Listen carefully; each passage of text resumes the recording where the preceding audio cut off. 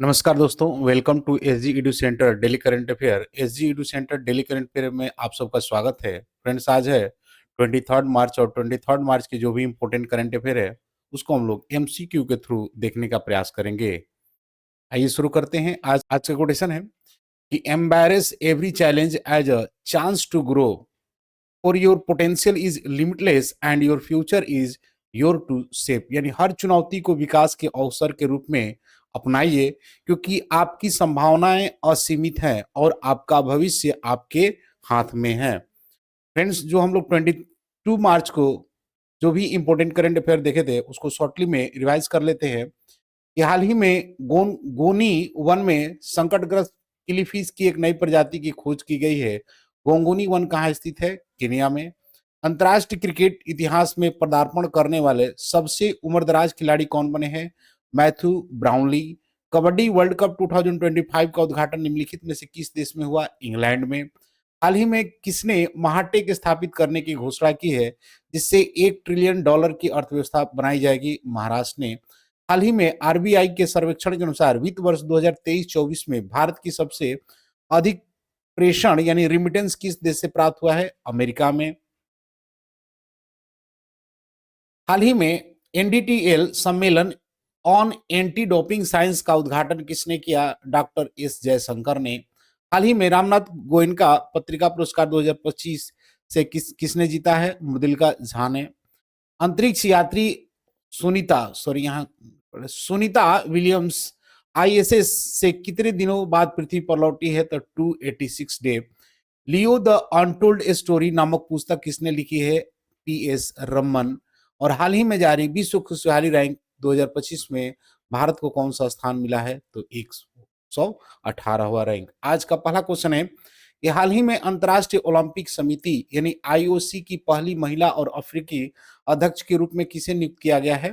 यानी who has recently been appointed as the first female and African president of the International Olympic Committee? Option A Fatima Samoura, option B Ngozi ओंकोजो Iweala, option C Kirsty Coventry, option D Ellen Johnson Sirleaf. तो इसका सही answer है दोस्तों कि Christie Coventry जो है इनको ओलंपिक का अंतर्राष्ट्रीय ओलंपिक समिति के अध्यक्ष के रूप में नियुक्त किया गया है, जो कि ये पहली महिला अध्यक्ष है।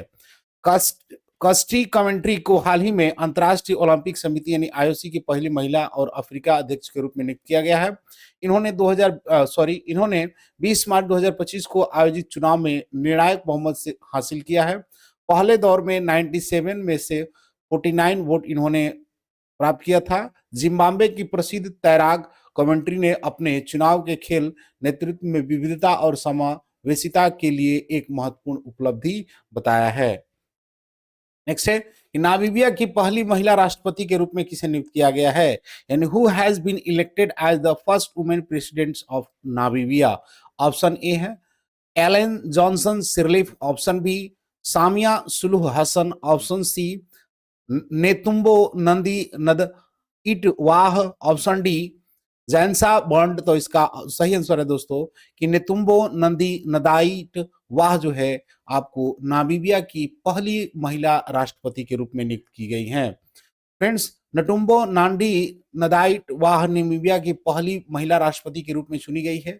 उन्होंने 21 मार्च 2025 को शपथ ग्रहण की है। चुनाव में 58% इनको वोट मिला था। 72 वर्षीय उम्र में नांडी नदाइटवाह अफ्रीका में प्रत्यक्ष रूप से राष्ट्रपति चुने जाने वाली दूसरी महिला बनी है, जो उपमहाद्वीप के नेतृत्व में भूमिकाओं में लैंगिक प्रतिनिधित्व के लिए एक महत्वपूर्ण उपलब्धि है। नेक्स्ट क्वेश्चन है कि हाल ही में किस राज्य की विधानसभा में सांकेतिक भाषा साइन लैंग्वेज को शामिल किया जाएगा?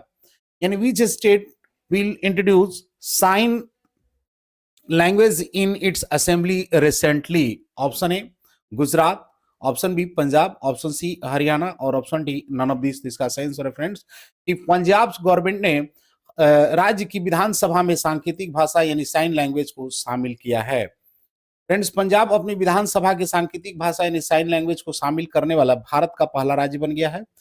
यह पहल विकलांग व्यक्तियों के लिए संचार को सुगम बनाने के उद्देश्य से की गई है। इस निर्णय की घोषणा 20 मार्च 2025 को सामाजिक सुरक्षा, महिला एवं बाल विकास मंत्री डॉक्टर बलजीत कौर ने मुख्यमंत्री भगवंत मान के नेतृत्व में की है। नेक्स्ट क्वेश्चन है कि किस देश में दुनिया का सबसे बड़ा सफेद हाइड्रोजन भंडार खोजा गया है, यानी in which country has the world's largest white hydrogen reserve been discovered. Option A France, option B Australia, option C Botswana और ऑप्शन डी चाइना। तो इसका सही आंसर है दोस्तों कि फ्रांस में दुनिया का सबसे बड़ा सफेद हाइड्रोजन भंडार खोजा गया है। फ्रेंड्स, फ्रांस के ने मोसेल क्षेत्र में दुनिया का सबसे बड़ा सफेद हाइड्रोजन भंडार खोजा है, जिसकी मात्रा 46 मिलियन टन आकी गई है। इस महत्वपूर्ण खोज, जिसका अनुमानित मूल्य लगभग 92 ट्रिलियन डॉलर्स है, की घोषणा 13 मार्च 2025 को की गई है। अन्य प्रकार के हाइड्रोजन के विपरीत सफेद हाइड्रोजन के लिए किसी औद्योगिक उत्पादन की आवश्यकता नहीं होती है और यह CO2 उत्सर्जित नहीं करता है, जिससे यह एक क्रांतिकारी स्वच्छ ऊर्जा स्रोत बन जाता है। नेक्स्ट क्वेश्चन है कि अंतर्राष्ट्रीय ओलंपिक समिति, फ्रेंड्स ये रिपीट हो गया है, कि पहली महिला अध्यक्ष कौन बनी है? तो क्रिस्टी कॉमेंट्री जो है इसकी अध्यक्ष बनी है। नेक्स्ट क्वेश्चन है कि 2025 All England Open badminton championship में पुरुष एकल खिताब किसने जीता, यानी who won the men's single title in the 2025 All England Open badminton championship. Option A Lee Chia Hao, option B Shi Yuqi, option C Wang Zhi Yi और option D इनमें से कोई नहीं, यानी नन ऑफ दिस। तो इसका सही answer है फ्रेंड्स सी यूकी जो है आपके इंग्लैंड के इंग्लैंड ओपन बैडमिंटन चैंपियनशिप 2025 के पुरुष एकल खिताब जीता है। Friends, Shi Yuqi 2025 All England Open badminton championship में पुरुष एकल खिताब जीता है। इन्होंने 16 मार्च को आयोजित फाइनल में ली चिया हाउ को 21-17, 21-19 से हराया है। यह जीत सीयूकी के लिए दूसरा ऑल इंग्लैंड खिताब है, जिससे पहले इन्होंने 2018 में यह खिताब जीता था। नेक्स्ट क्वेश्चन है कि हाल ही में 2025 स्टॉकहोम वाटर प्राइज किसने जीता है, यानी who recently won the 2025 Stockholm water prize, who won the 2025 Stockholm water prize, sorry ये बार बार रिपीट हो गया है।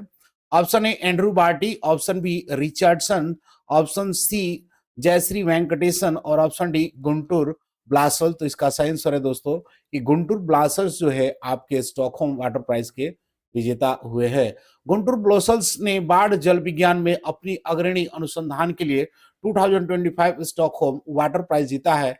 इस पुरस्कार की घोषणा 20 मार्च 2025 को की गई और यह जलवायु परिवर्तन के संदर्भ में बाढ़ जोखिम और जल संसाधन प्रबंधन की समझ में अनेक महत्वपूर्ण योगदान को मान्यता देता है।